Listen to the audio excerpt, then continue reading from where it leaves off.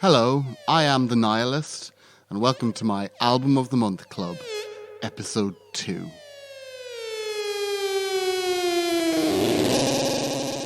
Every month this year, 2023, I'm going to be uploading a different album from my back catalogue of music that I've produced over the last 20-odd years to all the major platforms, including Spotify.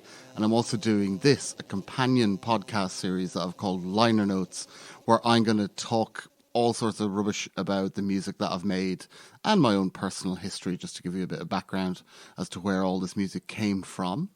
And this being February, the album that I'm putting up on the platforms and on Spotify this month is the first album release that I ever really did. I know that there's one album already up there, which is called Lo-Fi Gold.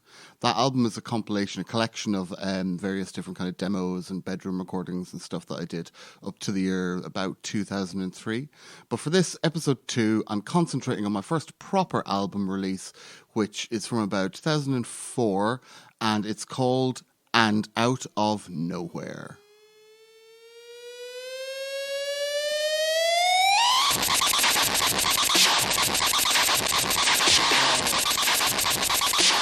This is rock and roll!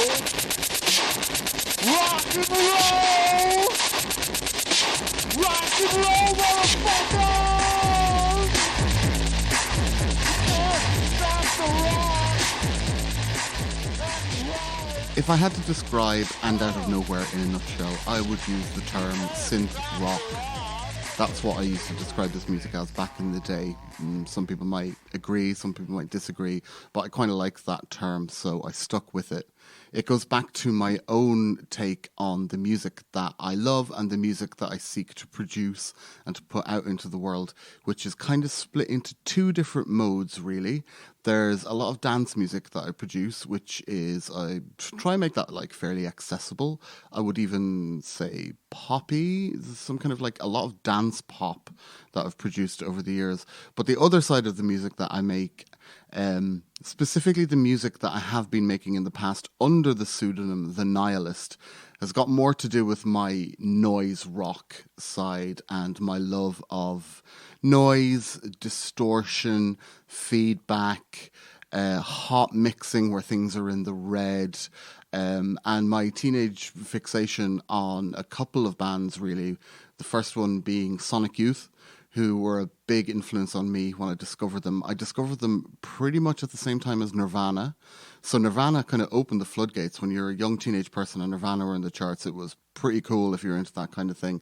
But the band that I discovered very quickly after that, that kind of, even though I love Nirvana, I always did and I always will, and I loved Kurt Cobain in particular, Sonic Youth were the band that I kind of found in the slipstream of Nirvana getting into the public consciousness, and I discovered them through my older brother, who had a cassette copy of their 1990 album Goo, and I rinsed that album when I was a teenager. I used to listen to that in my headphones all the time.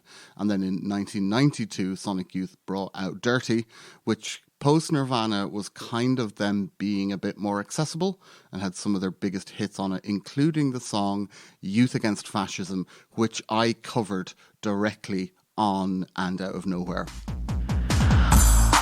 Another can of worms, another country burns, another stomach turns. It's the song I hate. It's the song I hate. It's quite funny looking back on this stuff and listening back to it now and thinking back to where I was when I made it. For the sake of brevity for these podcasts, I'm going to ask myself a couple of questions along the way to get the information out in a nice digestible form for you, the listeners. The first question I'm going to ask is, who am I? Who was I? Sorry, because this is a long time ago now. Who was I and where was I? The reason that I said that this is funny listening back to it for me is because at this point when I was making a lot of this music, I hadn't actually settled on the Nihilist pseudonym and persona. It was something that was actually suggested to me by a friend from university back in the day who said that I should produce under the name The Nihilist, which I really liked anyway, and I'd kind of been thinking about that. And also, it's a reference to the Coen brothers film The Big Lebowski, when there's a German band who are also quasi-terrorists, I believe, and they describe themselves as the Nihilists. So that was how I landed on the name The Nihilist, which is the name I've been using and plugging mostly for the last 20 odd years for my own productions. But like I mentioned before, my production was always split into two modes. There was more accessible dance music, and there was noisier kind of noise rock stuff. And even though both of them are based in, like, you know, fairly traditional songwriting or fairly traditional modes of producing dance music, with this stuff, it's all songs. Even though it's very noisy, I still concentrated on having, you know, songs with verses and choruses and stuff like that. Yeah, your city's on fire by another religious liar. Like a death fire. It's the song I hate. Oh, it's that song And so, who was I? Well, at this point in my life, when I was making And Out of Nowhere, and I wasn't specifically making And Out of Nowhere, I was just working on a lot of music, a lot of different things that I had going on in my head. I've always loved loads of different kinds of music. So when it came to making music, it took me quite a while to actually settle into what would be the kind of signature things that I did. So around this period, I was making loads of different stuff. But when it came to putting stuff together to put out an album, I managed to get a bunch of tracks that kind of all inhabit roughly the same sound world or the same aesthetic. And it's very noisy. There's a lot of feedback on there. The album, in fact, starts with a big swoop of feedback that I managed to produce by wiring a small little, I think it was a 4-channel mixing desk.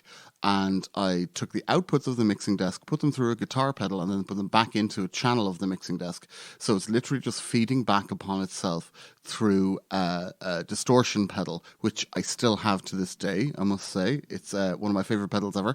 I found it in a bin outside the place that I was living in Glasgow. It had been rained on for a few days. I think it had been there for a while, and it was already in really tatty condition. It's a bright pink effects pedal called Super Distortion. It's a bit broken now. I need to get a new battery little pad that the battery clips onto to get it to power up. But it was incredible because it had been out in the rain so much. It was like kind of added this own kind of gate compression to it, where the sound would just clip dead once the kind of distortion had been done. So I rinsed that pedal. That's a lot of where the distortion sounds on Unknown and Out of Nowhere are coming from. Like I mentioned, I was living in Glasgow at the time. I'll get into that a bit later. I currently live in Manchester/Salford. I've been here for over a decade. But I also lived in Glasgow for a very long time, and it was very formative and influential on my growth as a human being and like my development as an adult, but also very, very influential on my music and my music tastes, and also my music production and how I learned to do all that and the skills that I've gained through doing that stuff for the last couple of decades. I was living at the time that I was making most of these tunes, I was living on Renfrew Street, which is in Garnet Hill, which is very close to the Glasgow School of Art. And if anybody has visited Glasgow, gone for a night out, you might have found yourself at the Glasgow School of Art, which is a very creative place full of really cool, was anyway, 20 years ago, full of really cool young people who all had creative talents and were putting it out there. And the nice thing about Glasgow at that time, it was kind of how to describe it? An unheralded place. It's still, as far as I'm aware, haven't been back in a while, but it's still a very poor working class city. So it was very cheap for people to live there. And it had the art school, which is one of the most famous art schools in the world still. So there were a lot of young artists who had graduated from the Glasgow School of Art and just decided to stay and live in Glasgow because it was very cheap. There was a very flourishing, great art scene there in and of itself. There's an amazing music scene. It's one of the best music cities in the UK, in my opinion. And it was just a really nice, creative place to live at the time. Living in Glasgow had a massive effect on me. I first moved to Glasgow to study film there, but when I got there, I realised that the music scene was so incredible. I got much more involved in the music creation and consuming side of my life and my passions than I did in the film. And I'm not going to tell you how long I lived in Glasgow for, only to say that I've lived for the same amount of time now that I've been in Manchester and Salford that I lived in Glasgow. So in part, I feel part Scottish, to be honest, because I did so much of my growing up and my development and my formation as an artist and specifically as the nihilist in Glasgow.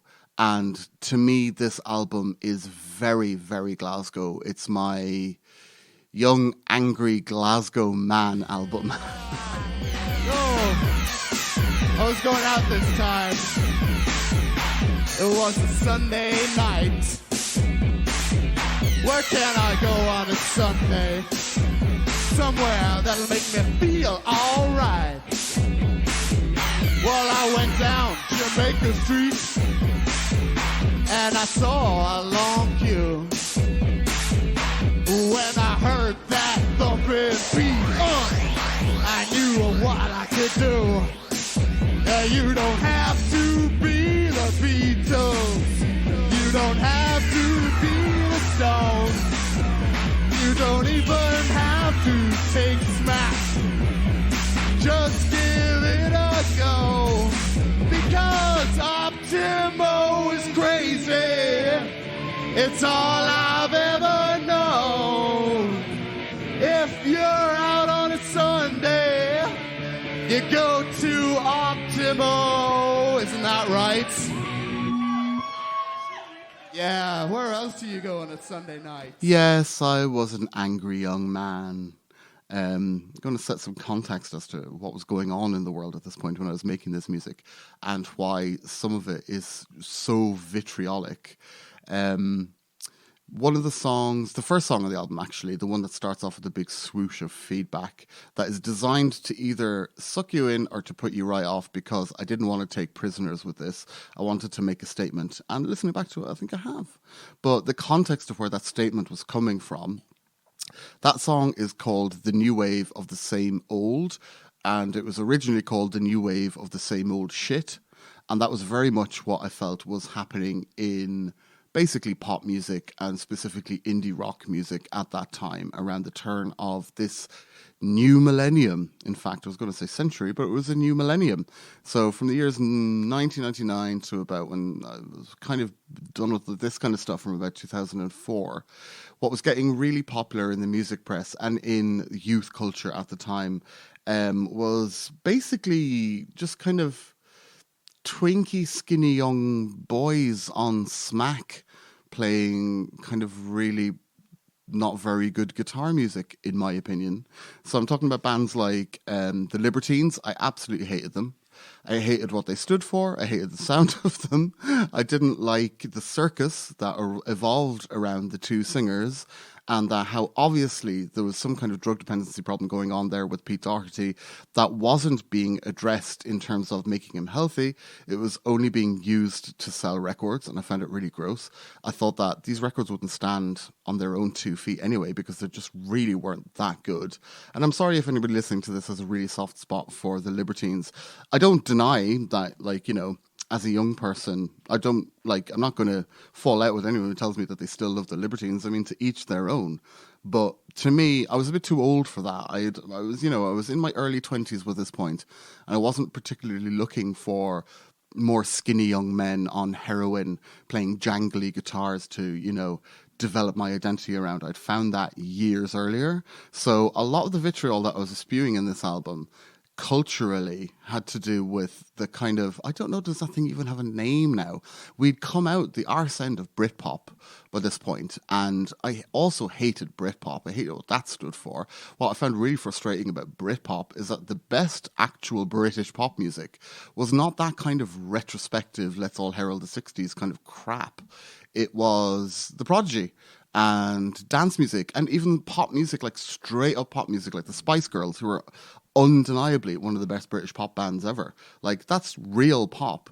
But Britpop was just this kind of throwback, backwards looking, insular, fetishistic, boring scene to me. And I felt that the whole thing that came around in the early noughties with like the Libertines and the Strokes and that kind of like young skinny twinks on smack jangling guitars, it just really bored me, especially when there was so much good music out there that really I felt deserved more and wasn't getting covered.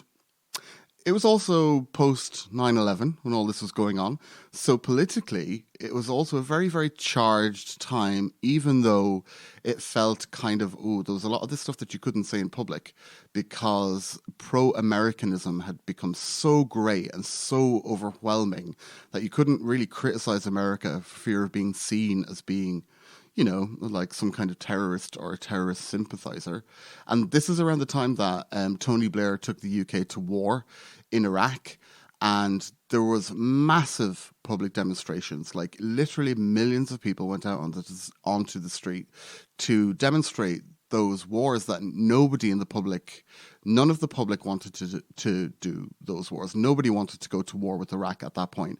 Iraq hadn't even been involved in the Twin Towers attacks as far as anyone was aware, and I think it's fairly safe to say to this day Saddam Hussein had nothing to do with that. So it was very obviously a political agenda that was getting played out, and the public didn't care for it. We didn't want to see British soldiers getting sent off to Iraq and blown up for this thing that had nothing to do with 9/11. So there was a lot of disenchantment going on with particularly people of my age, who this was the first kind of real chance we'd had to see politics directly opposing what we wanted to happen. And the groundswell, those marches that people went on, it was about 2003. Those anti-war marches that people went on, and I still remember it very, very well in Glasgow, the one that we went on. It was so busy, and there was literally every niche community was represented. It wasn't a middle class thing. Oh, let's go and have a nice little demo, which, no shade to people who do that. That's fine. This was much more than that. You saw loads of working class people. You saw loads of, the young, not always male, but the kind of young men wearing tracksuits kind of thing, which, this is not a nice word, but they get called chavs. But also in Glasgow, there's a particular word for that kind of person, and it's called Neds. There was loads of them there. There's loads of like young guys in tracksuits, like protesting this thing. Maybe they thought it was just like a fun day out to have. But actually, people who turned up were quite serious. They're like, no, we don't want a bloody war. What are you doing? So a lot of that energy from that period is reflected in the music that I was making. A lot of like disenchantment, unhappiness, anger, kind of kicking against the pricks kind of vibe. Just that angry young man stuff that I felt wasn't being represented in the music of the time. It was all this very safe, druggy, fake gay, like the Libertines kind of stuff. They're just the band that sums it all up for me, who had no political aspirations whatsoever. And yet the music press would always talk about like the great political statement bands of the time, yet they weren't reflecting that in what was actually going on in the popular music that was getting hyped up at the time. Had so little politics in it. And I wanted to make music that directly referenced that. I grew up listening to bands like, beyond the rock music that I was listening to, was like Public Enemy were massive. Ice Cube, I love that. It's like some of that gangster rap is not necessarily overtly political, but there's political messaging in it because it's impossible to document that life and not talk about the politics of how those people ended up there. So gangster rap, like I said, Public Enemy. There was a British rap band called Fundamental who were Asian. They were kind of like an Asian British kind of like Public Enemy. Even bands like Corner Shop, who, went on to have like big hits later on. But when they first started, they were very political in terms of, they called their band Corner Shop and they were making open commentary on the depiction of Asian people in British culture and criticizing that. That was and Riot Girl, I have to mention Riot Girl, especially the British Riot Girl bands like Huggy Bear. I grew up as a young teenager, and Sonic Youth did a song called Youth Against Fucking Fascism. And I grew up listening to all this great political music. And when it came to a period of time that we needed music to be talking about politics, that was kind of ripped away from us. And it was replaced with, like I keep saying, these young, skinny boy men addicted to heroin, jangling guitars who couldn't really sing very well. And it really pissed me off.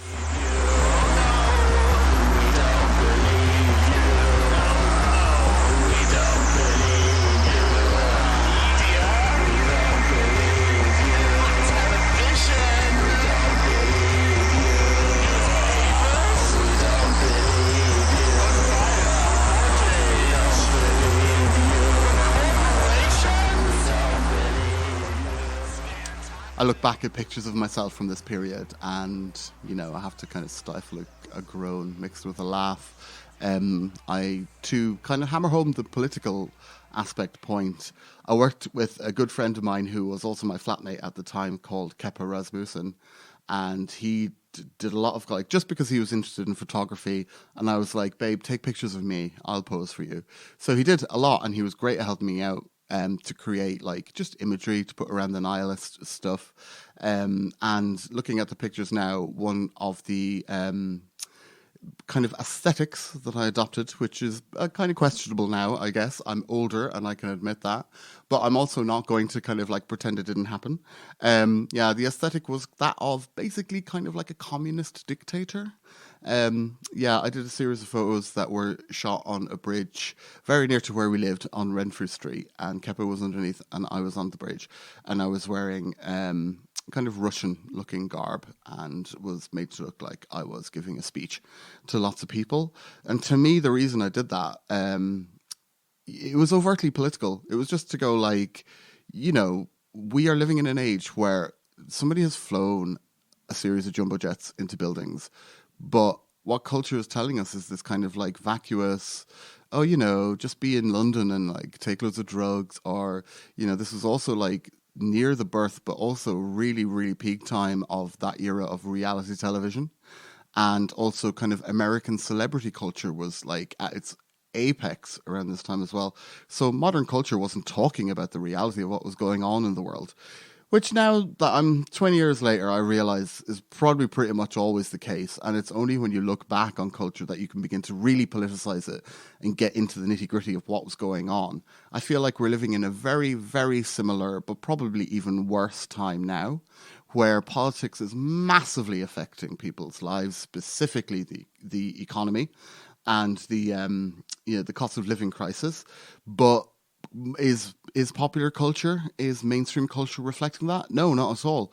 It's still selling us the same ideals of, try and get famous, try and get rich, live an easy life, don't talk about that stuff. It's that little meme of the dog sat in a house that's on fire. That is the vibe of what I was doing back then, being a bit, I'm always going to be very tongue-in-cheek, because being Irish, it's fairly impossible for Irish people to be 100% serious about something. Even stuff like the Great Famine that we went through and the dispossession and the millions of people dying, we still crack jokes about that stuff because that's how we cope with it. So for me, there's always a tongue-in-cheek aspect to what I do. So that Russian communist totalitarian look that I was going with, it's maybe a bit cringy, I admit, but it served a purpose. And, as an artist, I can give you a very good reason as to why I did it. And I will say I still have great memories of that time in my life and creating this music and that art with my friend Kepa and also some other folks. This was a time in my life where I ended up having a studio with Kepa in a shared artist space, kind of homegrown DIY, taken over warehouse, multi-level warehouse space in the south side of Glasgow, just over the river from Jamaica Street, from the city centre, that we called the Chateau. I'll do something about the Chateau at some point, something much more in depth than what I want to talk about here, because I could talk about the Chateau for hours and the stuff that we got up to and the amazing people that were there and the artwork that we created and the parties we threw and the fashion and the music and the sculpture and the art and everything that came out of that space. But for now, I'll just keep it simple and say that one of the reasons, apart from it being I didn't go to art school. I went to study film and I ended up getting just a general arts degree, whereas most of the people in my life had probably been to the Glasgow School of Art, actually. A lot of people actually came from the same film course that I was on. There was a lot of talented musicians that I worked with on that as well. But I didn't go to art school, so I didn't have a chance to really experience the artistic life in that way of having a studio and having space to create stuff in that you can physically create, or to set up music equipment and do that. And the Chateau was a space where I was able to try that for the first time and realize that this is an incredibly important thing to me and I need to have this kind of studio creative spaces in my life. And I have had since then all the time. I've always had, if it's either been in the house or now currently working at Islington Mill, I've got a studio and it's a very important thing to me.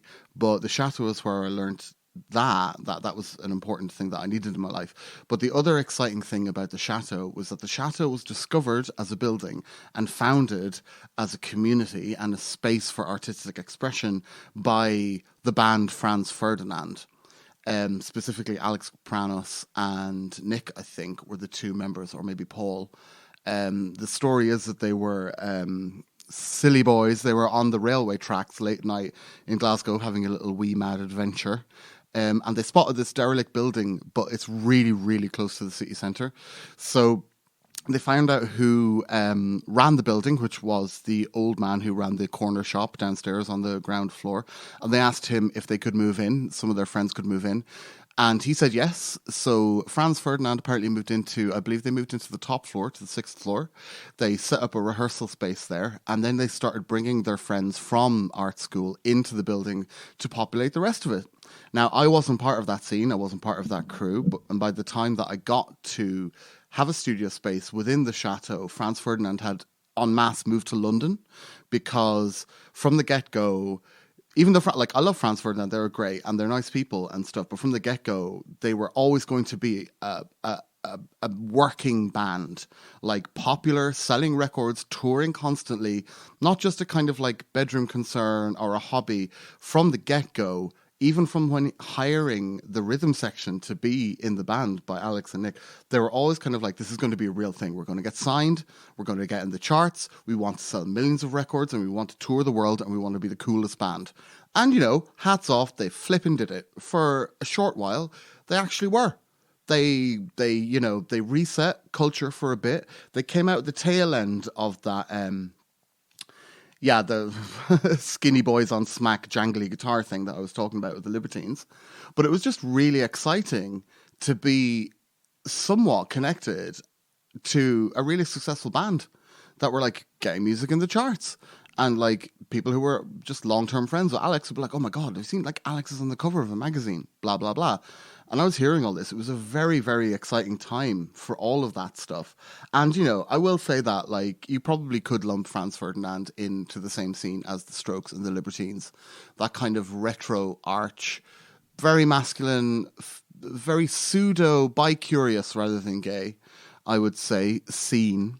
But, maybe it's because I kind of knew them and their friends a bit that I was a lot more soft on them. And, I still play the Errol Alcan remix of Do You Wanna to this day. It's kind of one of my signature tunes, and I'm not going to knock Franz Ferdinand. They were great. And what you have to realize as well is that like having a band that successful coming out from such a small scene, suddenly everyone was like, oh my God, if they can do it, we can do it. It really brought a lot of creativity out of a lot of people, I think, which you could say was cynical and be a bit like, oh, they're just cashing in. But also, it was these people who, like, they dedicated their entire lives to their artistic product and they made it work.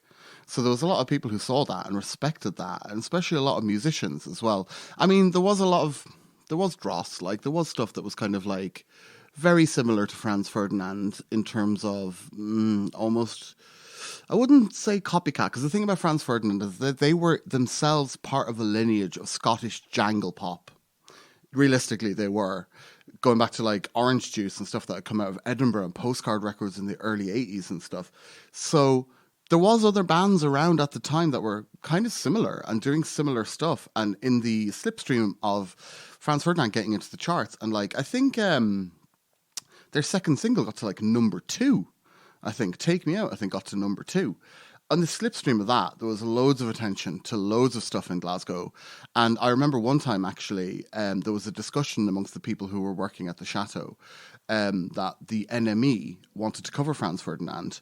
So the people at the Chateau specifically gave the NME the wrong address for the Chateau and where it was, because we didn't want people turning up, crazy or intense Japanese fans of Franz Ferdinand turning up and go, oh, this is the place. We didn't want that. It was very run down, and we wanted it to be very private. We wanted it to self-sustain. So there was a decision made to feed the NME the wrong address, which when the NME came out, we looked at it and it was like, yeah, they've pointed to a different part of the city where we actually were. But there was a lot of people around Franz Ferdinand. And when I say that they were tapping into a lineage of Scottish music, it's not a cynical thing. They were. It was very genuine. Like, they were tapping into that postcard records thing, but just with a slightly harder edge and a slightly more up-to-date kind of thing where you can tell that these people who made Take Me Out have listened to Daft Punk records on ecstasy, probably in the sub club. So that was an influence on them that wasn't there in the early 80s. The one thing that I will say, and the thing that to me plugs this album and Out of Nowhere, very much it comes from my years of working in the Chateau, but I do also feel that it is in the lineage of Scottish music. And the band that I think it most takes influence from and tries to repeat some of their formula, even though I'm doing it on a different set of instruments in a different way, is the Jesus and Mary chain. Well, the kids are hanging on a Saturday night. They wear the coolest clothes and makes them feel alright. But if you try and tell them something that they know, they get patronized and then they go. Like, I remember hearing the Jesus and Mary chain when I was quite young, actually, probably around the same time of Sonic Youth, of getting into Sonic Youth, when they brought out Goo and Dirty. I remember Jesus and Mary chain had a song about God, I can't remember the name of that. I should look it up, and I'll maybe leave a little gap here to insert the name. Reverence. But yeah, it was awesome. Like, I loved it. So, and then going back further and getting more and more into noise rock, into that kind of like late 80s, early 90s, the pre-grunge stuff that when you're a grunge kid, you're like, well, what came before this? Like stuff like Never Understand and stuff. They're just like banging tunes still to this day, but everything is swashed in feedback. It's like, it's just really noisy, and it can be really quite draining on your ears, even though the melodies are very, very accessible melodies. So in a way, as much as I moan about all the people trying to like cash in on the, you know, Scottish music, a Scottish indie pop thing, in my own way, I can admit now that I was trying to do that, but not the reference points that they necessarily were using. I was taking a different stream of Scottish music, which is, you know, of the same ilk, but just a little bit different, and putting my own take on that. And my own take on that was completely influenced by one specific artist who I still love to this day, and that is Peaches. Peaches released the album The Teachers of Peaches in the year 2000, and I still have a very vivid memory of going into the Tower Records. Remember that? That was there in Glasgow, underneath Central Station, just off Jamaica Street, when that album had come out, and looking at the double vinyl and thinking it was so cool. And I was like, who is this person? They rap explicitly about sex from a very feminist, pro-femme point of view. And I don't know if anybody listening to this has been a long-term fan of Peaches. The thing that you have to remember is when Peaches brought out the Teachers of Peaches, and even up until her second album, Fatherfucker, for quite a lot of that, Peaches hid her face and didn't show her face. So the album Teachers of Peaches doesn't, as far as I remember, it's just a picture of her pink hot pants on the cover, and then the rest of it is just like text and stuff. But it was just the coolest thing. And I didn't buy the album that day, but somebody I knew had bought the album. I think they probably had it on CD, and I managed to get a copy of it onto minidisc. So I had the minidisc copy of The Teachers of Peaches, and I would listen to that all the time because it clicked very much with me as somebody who had grown up listening to hip hop and electronic dance music and stuff. But the politics of what Peaches was saying was just so cool and so right on and so queer before it was really what we have now as the kind of commodified version of queer, in terms of not just the kind of pansexuality of it, but just the openness with which she would talk about sex, and also how unashamedly she would just talk about what she wanted and how she was going to get it, and it didn't matter. It has very, for want of a better phrase, has very big dick energy. This was around the same time, to put this into context, that 50 Cent was probably like post Eminem, the next big rapper that came out was 50 Cent. And it was just like, it was huge. But I remember thinking like, this is just gangster rap. Like, I've heard this before, but also it's very misogynistic. It's very just like, yeah, I'm a man, I'm going to get what I want, I'm going to use my penis, it's going to get pleasure, and I don't care about you. Peaches kind of took that and flipped it and did it from a woman's perspective, where it didn't matter what the man wanted, the woman was going to get what she wanted. And to me, that was the coolest thing. So when I talk about an era of like what pop music was politically dead, it wasn't that there was no political music out there. There was stuff like Peaches, which is not necessarily capital P, global politics, but very much kind of like interpersonal, feminist-based politics as well. And it was just massive for me. I remember in the year, I think it was 1999, I was at home for the summer. I had to go home and work and earn some money to pay for the fees of repeating my second year. And when I got back to Glasgow at the end of that summer, everyone had just been to see Peaches playing a gig at Optimo in the Sub Club, which is another huge influence on me that I'll get into in another podcast, Optimo at the Sub Club, fucking hell. But I was gutted that I'd missed Peaches, and everyone was raving about what an amazing show it was. And I've seen Peaches a couple of times live now. In 2015, she played right here, right in this very building that I'm currently recording this podcast in, Islington Mill. In the club space, it was a very limited entrance because in 2015, Peaches was huge. She was playing like the Academy and stuff like that, like to thousands of people. But the gig here at Islington Mill only had a 300-person attendance limit because that was as big as the club space downstairs was. And I remember, like, me and my partner Joe got to see, and there was like a lot of our friends were there as well. I remember DJ Clipbait, Amy, was there as well, and she got her tits out. And literally, Peaches was like about 3 or 4 feet away from me because the stage downstairs in the club space at the time was like just right there in front of the audience. It wasn't even that high off the ground, really. So I remember in 2015 finally getting to see Peaches live and finally being like, I'm finally seeing the show that all my friends got to see in 1999, which is this incredible rapper doing a thing that's just great, and it's right there in front of you in a very small space. I got to see that in 2015, and then last year I did a bit of a pilgrimage to Glasgow to go and see Peaches touring the 20th anniversary. It was the 20th anniversary was obviously 2020 because it came out in 2000, but you know, we all know what happened in 2020. So the tour that Peaches had planned for the 20th anniversary of Teachers of Peaches didn't happen until 2022. So I made the pilgrimage last year to Glasgow, and I am so glad I did, because honestly, the Teachers of Peaches live show tour that she toured last year, hands down one of the best live shows I've ever seen. Like, I was expecting it to be good, and I was like, this is going to be a laugh, this is going to be a great crack. Like, she's Peaches, it's great. But, oh my God, me and my mate Bogue came out of it at the end. Like, I laughed, I cried, I moshed, I danced. The only thing I didn't do was probably, like, you know, have a snog. But, like, it was incredible. So, if you ever get a chance to see Peaches, if she ever does it again and she tours the Teachers of Peaches, it is one of the best live shows. Please go and see it. It's so good. But Peaches was a massive influence on the music I was making, and not just because of her vibe and the type of music she was making, but the incredible thing about the Teachers of Peaches that I found so inspirational as an artist myself was that she recorded the entire album using one Roland MC505 groove box. That was where all the music that she produced on the album came from. One very lowly Roland MC505 groove box. I think it was the 505.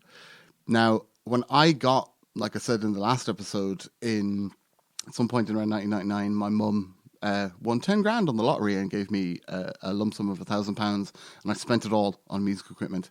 One of the first things I bought was an MC303, which was kind of like the slightly down the ladder scale version of the 505. Not quite as good, but it had all the same sounds and a lot of the same program capabilities.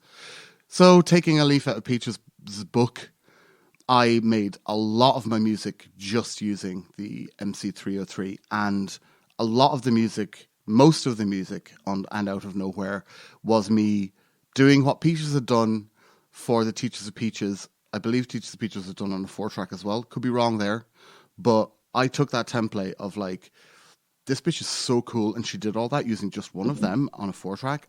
I can do that as well. And, you know, came out very, very different to Peaches. But there you go. Peaches had done it. And looking back on it now, I'm like, I fucking did it too. I'm quite proud of myself for what I did with this album, actually. I recorded it all. I was still using a 4-track at this point, still just using a 4-track. Didn't get my first home computer until 2005 with Cubase, where I had like multiple tracks. So most of the music on this album is off 4 and 2-track mini discs. So listening back to it now, I'm quite proud of what I was able to achieve.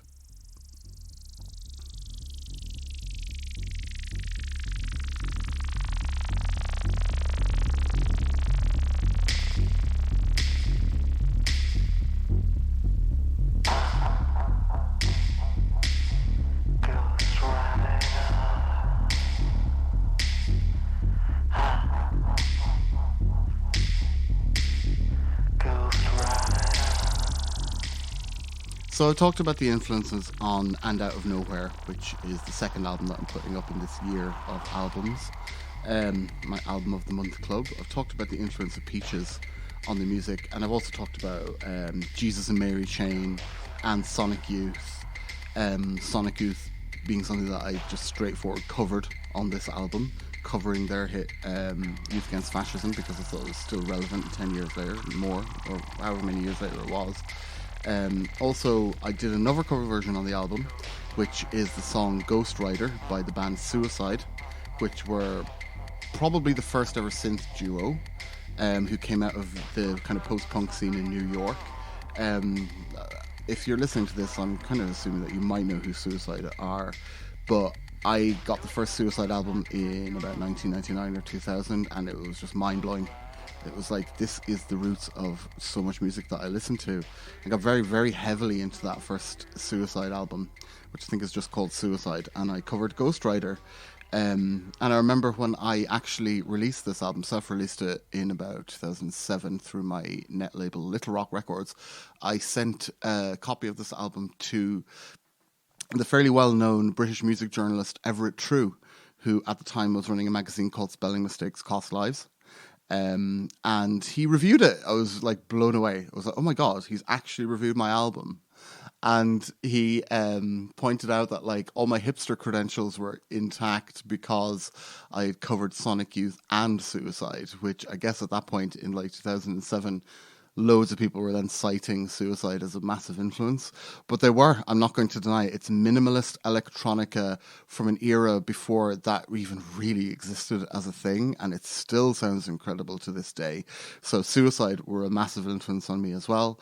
But there is the biggest influence on And Out of Nowhere, that it's shaped everything about this album, from the noise to the melodies to actually even the shape of the album itself, which is nominally 4 tracks on side 1 and then 2 tracks on side B, the second of those tracks being very, very long, which my cover of Ghost Rider is about 12 minutes, so it's really quite long. The album and the band and everything, they were just everything to me, still are, and it still is my number one favorite rock album of all time, bar none. It's the Velvet Underground's White Light, White Heat. If you've listened to the other podcasts or you've listened to the start of this, you probably gathered that like I'm Irish and I grew up in Ireland, and I grew up in a very small town in Ireland, very far away from all the music that I was reading about in the press and very occasionally hearing through the radio, or maybe something cool will pop up on MTV. But when I was about 12 years old, an older kid at school who saw that I was getting into cooler music asked me, have you heard the Velvet Underground? And I was like, no, who's that? And he gave me the Velvet Underground and Nico, and he gave me the best of the Velvet Underground. And this is back when we had tapes, and it was all on tapes and Walkmans, and I copied them, and it was just instant love, like really deep love. So, oh my God, this is amazing. It was the roots of so much of the music I was listening to at the time. But I think in a way, what I subconsciously connected with the Velvet Underground for as well is how queer it is. It's really queer. Like whichever way Lou Reed identified in terms of his sexuality, even if it was a phase, kind of like that, like kind of cool, even though I don't know, but you know, that kind of like 70s, everyone was gay or bi-curious anyway. I really connected with the Velvet Underground. And what deepened that connection for me was I went back home to the small town that I grew up in Ireland, went to the music shop, which very, very occasionally had some cool stuff. And I noticed that they had another Velvet Underground album that I hadn't heard of. And I'd had Velvet Underground and Nico. It's like, that's such a classic album. I think everyone has heard that by now, right? And I had more Velvet Underground that I had taped off the best of the Velvet Underground. But then I saw this album called White Light, White Heat, and it was on cassette, and it was only about a fiver, which was like most tapes at that point were like £8 or £9. So it being that cheap, I was like, and it's the Velvet Underground. I was like, instant, give me that. And I found it in my hometown music town. It was so hard for me at that point to come across decent music and be able to get my hands on the music that I wanted. But by some quirk of fate, my local music shop had a cassette of White Light, White Heat. Took it home, and I still remember that entire summer. I just listened to it over and over and over again. And if anybody takes anything away from this album, I don't even know if you don't even have to like And Out of Nowhere, you know? Like, I know that this music is not for everyone. It's a very acquired taste. Most of the stuff I do is, I think. But if you have any takeaway from listening to my music and liking it, if you've never listened to White Light, White Heat, the album in its entirety, do it. It is incredible. It's just the birth of noise rock.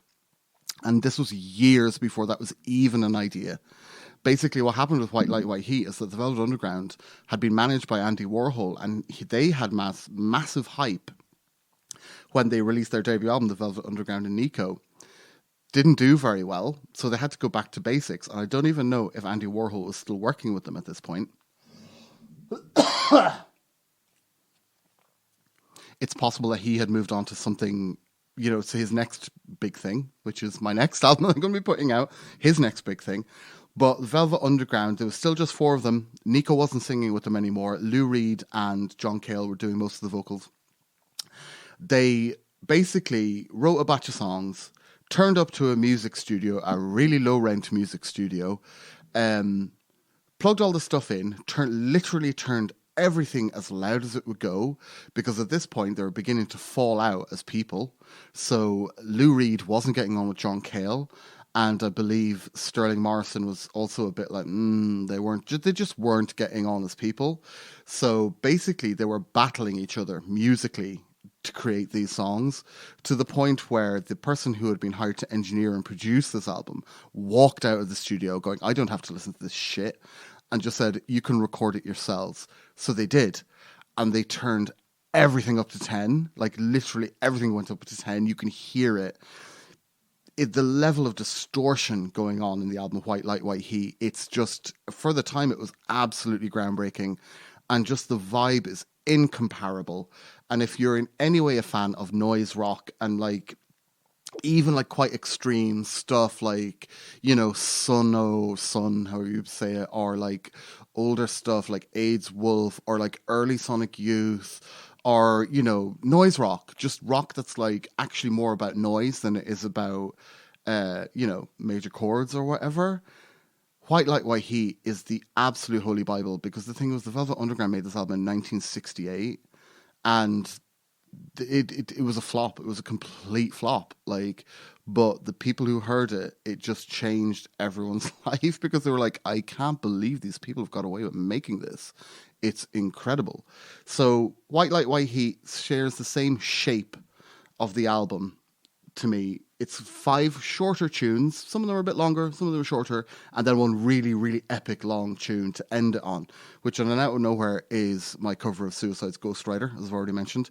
But on White Light, White Heat is a song by the Velvet Underground called Sister Ray, which is just one of the most absolute epic rock songs that has ever been recorded. Like, I absolutely love it. It's one of those songs that, like, I don't listen to the album very much or very often, because I know that when I do, I just have to sit there and listen to it. It's one of those experience albums, and the song Sister Ray is just, you just get sucked into them for 17 minutes, battling each other. Like, I don't know who's playing the organ. It might have been John Cale, but you can hear that them turning their own instruments up to try and drown out the other people over and over again. And the only thing that's holding it together really is Mo Tucker's very primitive drumming. And she keeps breaking it down and building it up, and it keeps kicking in. And the lyrics are like, it's got lyrics about sucking dicks and stuff in that from Lou Reed.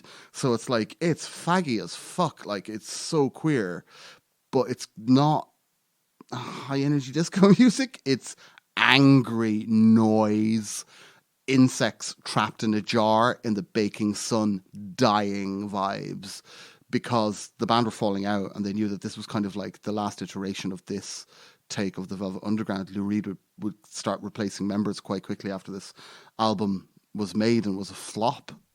So, like I said, if you take anything away from this, I know I'm rambling on now. This podcast is getting a bit long, but I wanted to keep this to the end because the Velvet Underground's White Light, White Heat, probably my favorite rock and roll album of all time. I found it when I was really young and it shaped my brain so intensely over the last, it's been about 30 years now since I've been listening to that album. I reflected it in And Out of Nowhere.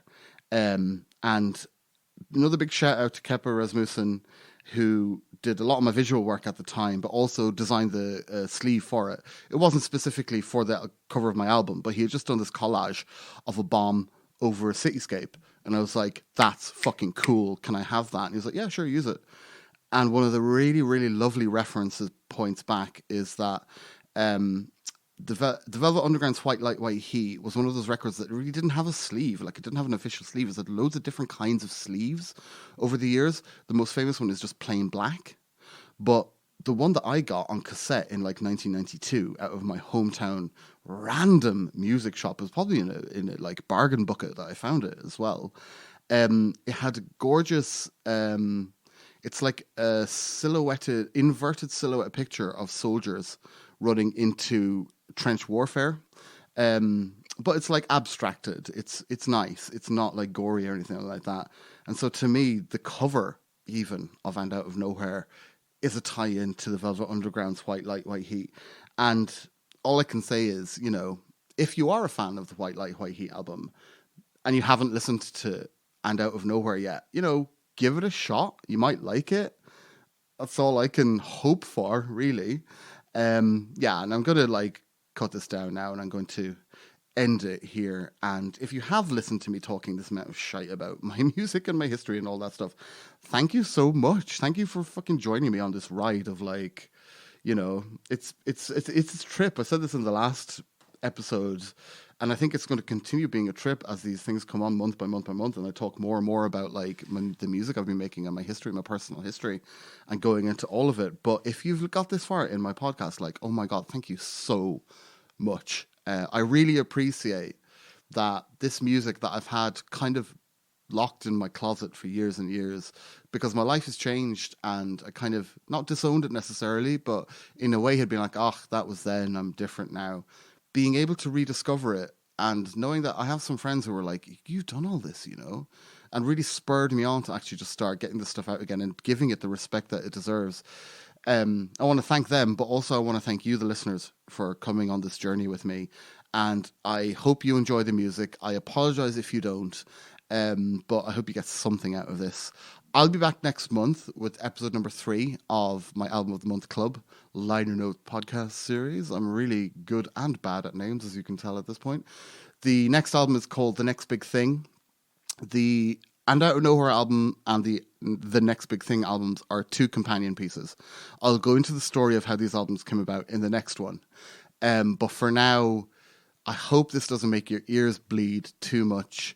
And I hope that you like it. And thank you for listening. I am the Nihilist. I'll be back next month with another episode of my Album of the Month Club. This one is about my album And Out of Nowhere. It's currently on Spotify. If you're interested, go and listen to it. And if you do, thank you.